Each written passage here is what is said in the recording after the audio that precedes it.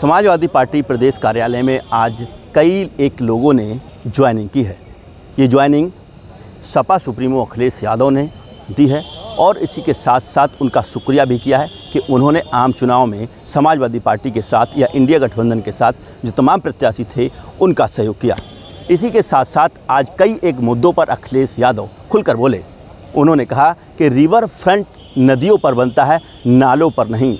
हाल ही में अकबर नगर, रहीम नगर, इंद्रप्रस्थ और तमाम कई कॉलोनियों को तोड़ने की बात चल रही थी। इससे पहले अकबर नगर को जमींदोज सरकार के द्वारा कर दिया गया था, लेकिन इसके बाद एकाएक सरकार ने निर्णय लिया और इन सारे मामलों को रोक दिया और जो बुलडोजर की जो कार्रवाई थी उस पर विराम लग गया।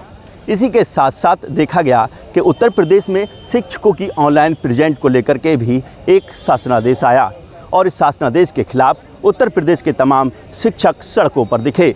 उन्होंने अपना स्कूल टाइम के बाद कई जगह विरोध जताया और विरोध प्रदर्शन किया, जिसके बाद सरकार ने इस आदेश को भी वापस ले लिया और अब उस चीज़ को स्थगित कर दिया। लेकिन अखिलेश यादव का कहना है कि इस शासन के द्वारा जो आदेश था इसको पूरी तरीके से निरस्त किया जाए। अब तो देखने वाली बात होगी क्या वाकई में जो शासनादेश शिक्षकों को लेकर था, क्या इस पर सरकार दोबारा काम करेगी। अखिलेश यादव का ये भी कहना है कि उपचुनाव आने वाला है, यूपी में 10 सीटों पर चुनाव होना है, तो कहीं ऐसा ना हो कि उत्तर प्रदेश के योगी जी के जो लोग हैं वो हार ना जाएं। इसी वजह से जो जल्दबाजी में तमाम जो निर्णय लिए गए थे उसको लेकर अब ये आदेश पलटवार हो रहे हैं और ये जनता सब जान चुकी है। हमने भी रिवर फ्रंट गोमती नदी पर बनाया था, जिसको इस सरकार ने रोक दिया, लेकिन हमने किसी का घर नहीं उजाड़ा। इन्होंने एक नाले के विकास को लेकर के तमाम लोगों के घर उजाड़े हैं। ये सरकार जनता के हित में काम नहीं कर रही है, जनता समझ चुकी है और आने वाले समय में इनको मुंह तोड़ जवाब देगी। कैमरामैन लकी है कि आने वाले समय में इनके साथी सहयोगी और समाजवादी पार्टी के साथ मिलकर के समाजवादी आंदोलन को और मजबूत बनाने का काम करेंगे। हाल ही में जो सरकार फैसले ले रही है, ये सरकार जो आपस में लड़ रही है, इनके फैसले भी जल्दीबाजी के हैं।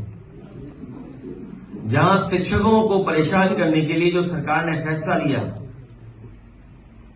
कि ऑनलाइन डिजिटल अटेंडेंस ली जाएगी, समाजवादी पार्टी ने उसका विरोध भी किया और आपके माध्यम से मैं कहना चाहता हूं, यह फैसला स्थगित नहीं होना है।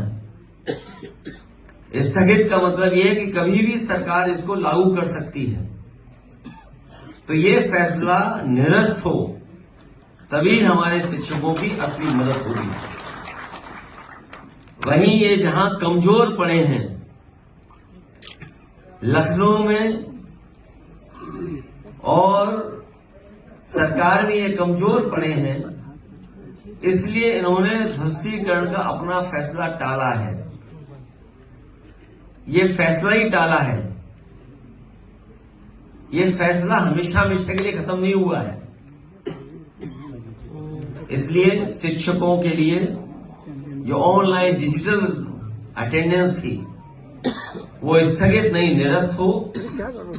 और हम सावधान करना चाहते हैं प्रदेश की जनता को भी कि भारतीय जनता पार्टी के लोग आपस में लड़कर के और कुर्सी की लड़ाई में पूरा एडमिनिस्ट्रेशन खत्म कर दिया है।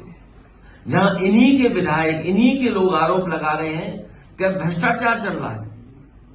हम लोगों ने अखबारों में पढ़ा है कि मुख्यमंत्री खुद स्वीकार कर रहे हैं कि बड़े पैमाने पर दलाली चल रही है।